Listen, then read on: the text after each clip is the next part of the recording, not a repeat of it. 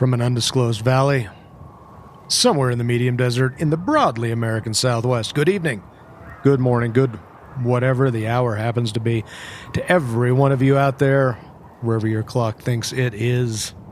Whichever side of midnight your phone has decided you belong tonight. You're listening to Past the Last Light.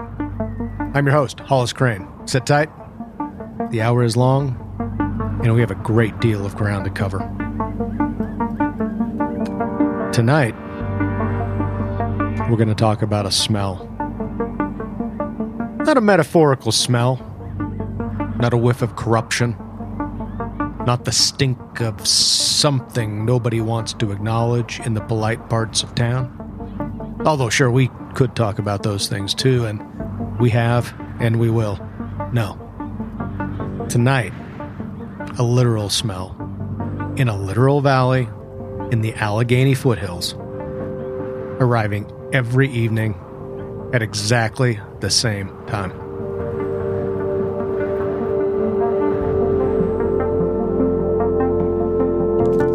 But before we get to the valley, a few items crossing the wire tonight. Out of Galveston, a charter fisherman reports that his compass, which he has owned for 22 years, since his father gave it to him at his confirmation, now points consistently 3 degrees off true north only on Wednesdays. He has stopped fishing on Wednesdays. Item 2. The city of Spokane has quietly removed a single park bench from a downtown plaza. No reason given. The bench had been there since 1974. A spokesman, when reached, said only, and I'm quoting, I am reading this directly from the official release, quote, "It was time," unquote. Folks, that is not an answer. Item 3. A retired postal carrier in Vermont has come forward to say that for the last 11 years of his route, he delivered mail to one particular address that, according to the county, does not exist and has never existed. He has the route logs.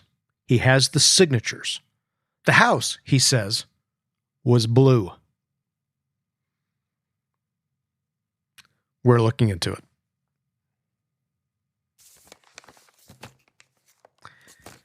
But the real story tonight, and this one has stayed with me, folks. I want you to know that. This one has stayed with me. Concerns a smell in a valley in western Pennsylvania. Now, I want to be careful here. I want to be measured. We are talking about an odor, and odors are subjective. They're personal. They're tied up in memory in ways we don't fully understand. I am the first to acknowledge that. But here's what we have. Beginning sometime in the late spring of last year, and I am reading now from a fax I received Tuesday afternoon, 12 pages, single-spaced, sent from a woman named Doris, who runs a small bed and breakfast outside a town I have agreed not to name. Beginning last spring, residents along a 4-mile stretch of that valley began to notice a smell every evening between 8:14 and 8:19 p.m. 5 minutes, give or take. She describes it, and again, these are her words. I am not editorializing. She describes it as wet pennies and lilac with something underneath, something older, unquote.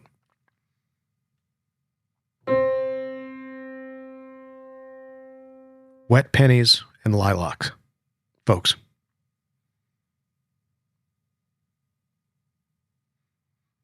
Doris is not alone in this. She has gathered, on her own initiative, without prompting, without any organization behind her, statements from 41 of her neighbors, 41, in a valley with maybe 120 households. They all describe the same smell. They use different words. One calls it church basement. Another calls it the inside of a violin case.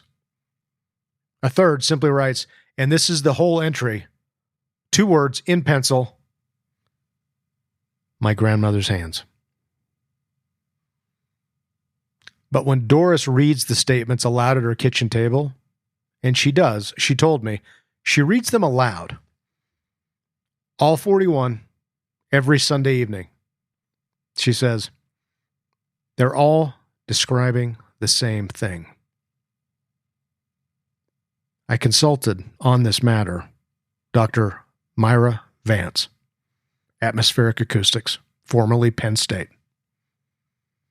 Now, Dr. Vance is not an olfactory specialist, and she would want me to say that.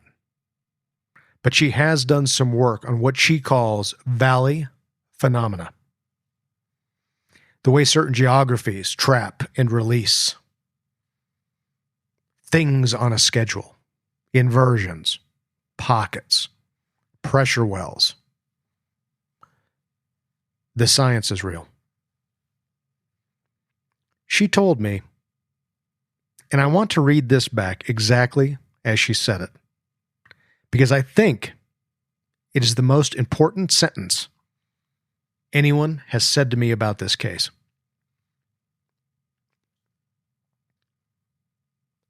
Quote, a valley can hold a smell the way a glass holds water. The question is, who is pouring? Unquote.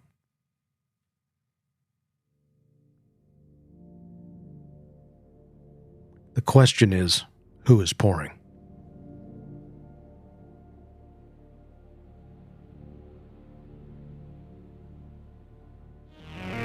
You're listening to Past the Last Light. Stay with me. Doris has a husband, and her husband got out his equipment.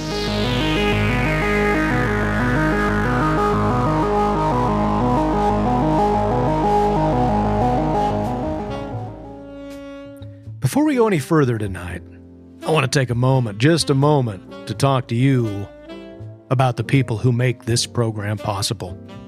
And who, I'll be honest with you, make it possible for you to hear this program at all. And I'm talking about the Halloran Radio Company and their flagship receiver, the Halloran Sentinel. Now, folks, you and I know the trouble. It's 2:30 in the morning. You're out past the last exit, past the last gas station, past the last streetlight. And the signal fades. It crackles. It slips under the noise, and you lose us. Right at the good part. Right when the caller is about to say the thing. The Sentinel does not do that. Inside it, and I have held the thing in my own 2 hands, is a thin, twin-coil ferrite antenna. I won't pretend to understand the physics. I'm a radio man, not an engineer. But what it does, I understand perfectly. It reaches out across the dark. And it pulls in the faint and the far away and the almost gone. And it makes them clear. Stations you have never heard. Stations that maybe aren't supposed to be there at all. It is built in one building by people who answer their own telephone. There is no middleman. There is no warehouse in some other country. You call the number, you tell them what you need, and a human being, a person, packs it by hand and sends it to your door. And every single unit is tested before it ships. Tested at night on purpose. I'll tell you one more thing, and then I'll let it go. People write in and ask me what I listen on here after the show when the building's gone quiet and it's just me and the dial and whatever's out there. It's a Halloran. It's always been a Halloran. your radio cannot find me out there in the dark, get the Halloran Sentinel. Tell them where you heard about it. We'll be right back.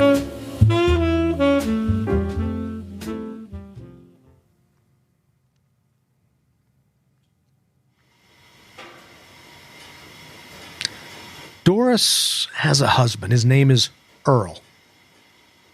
Earl is, and this is by his wife's account. This is not me characterizing the man. Earl is a skeptic, a retired heating and cooling specialist, 41 years in the trade. He is not, in his wife's words, an imaginative person. Earl decided last August that he was going to find the source of the smell. He bought, in his own words, the equipment. An industrial-grade air sampler, a handheld particulate meter, a windsock on a 6-foot pole that he carried out to the truck every evening like a fishing rod. He set up a station, with permission, in the backyard of a neighbor whose property sits at the western end of the valley.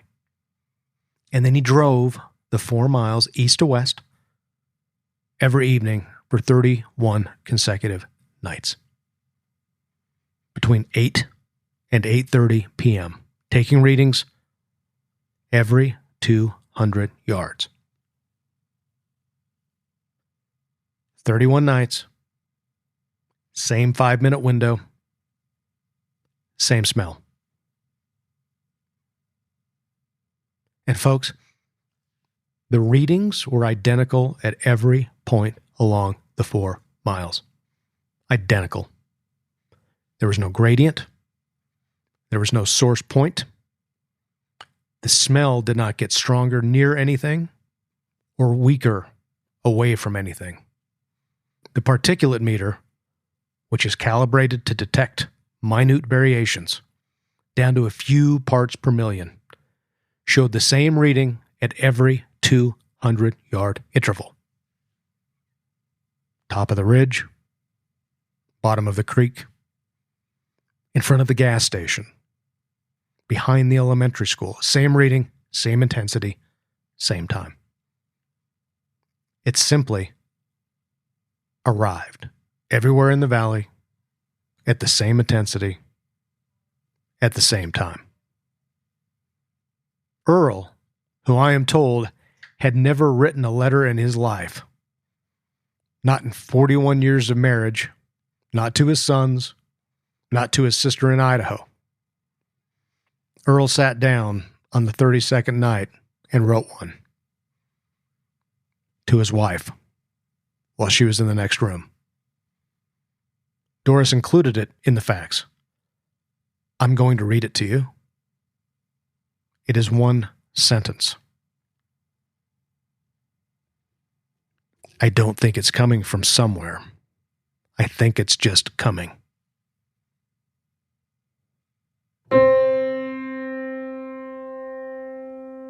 I have read that line. I will tell you honestly, I have read that line maybe 40 times this week.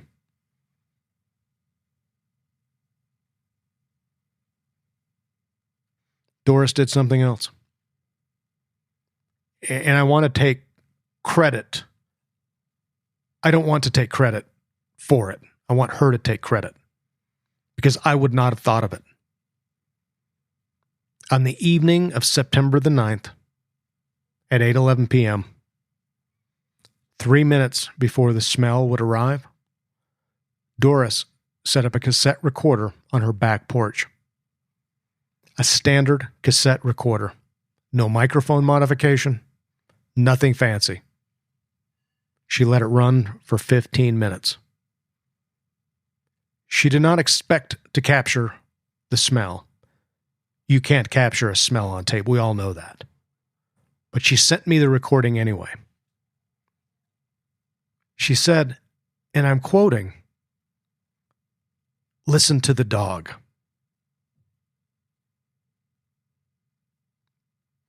The dog is her dog, a beagle, named Pepper. Pepper was on the porch with her. I am going to play you about 20 seconds of this recording right now. The smell, according to her notes, begins at the 11-second mark. Listen carefully.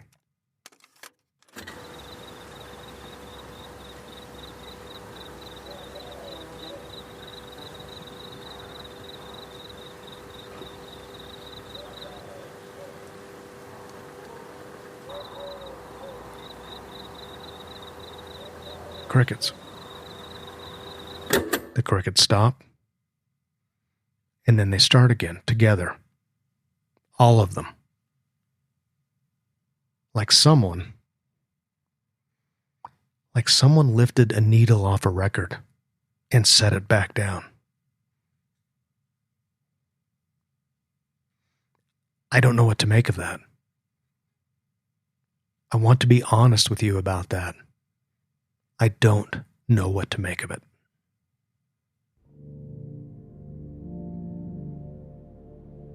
I called Earl on the telephone after I received the fax. I asked him if he would come on the program. He said he would. He said he wanted to.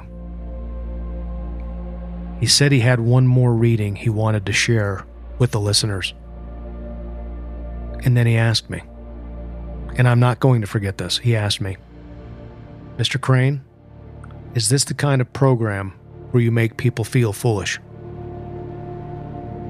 I told him no. I told him this was not that kind of program.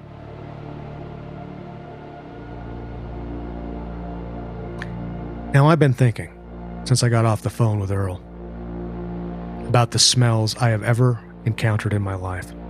And I am 60-some years old.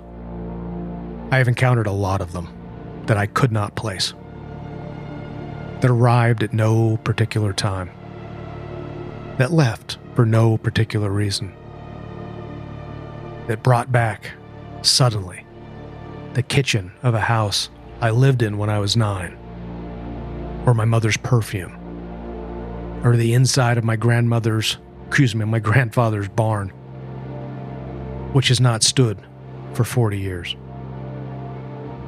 I do not know what those smells were. I do not know where they came from. I assumed, when I noticed them, that they were ordinary. A trick of the air. A pocket of memory. Nothing to write a fax about. But 41 neighbors in a 4-mile valley on a 5-minute schedule, smelling the same thing in their own different words. That is not a trick of the air. That is, at minimum, a phenomenon. And at maximum, it is something I do not have a name for yet.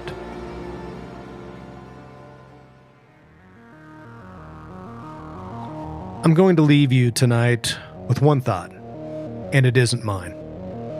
It came over the fax late this afternoon from a listener in Eastern Oregon who signs her notes only with the letter M. She writes, "The smells aren't new. We're just being noticed back."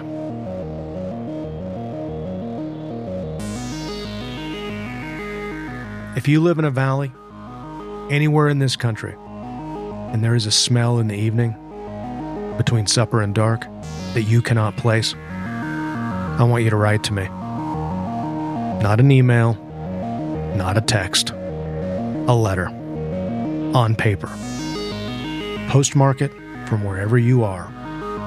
Don't sign your name if you don't want to, just the smell, just the time, just the place. I'd like to start a map. Be gentle with the people in your house tonight. Open a window if you can. And pay attention to what the animals do. This has been Past the Last Light.